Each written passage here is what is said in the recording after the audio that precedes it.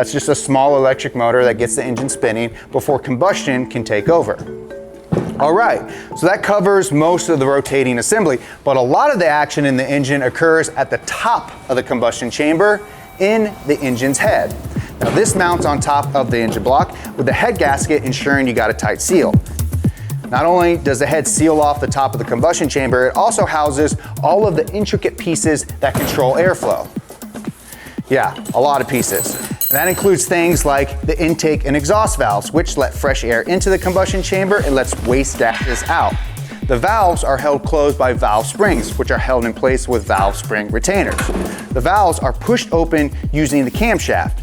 In our engine, we just have a single camshaft controlling both intake and exhaust, but other engines could have up to 4 camshafts.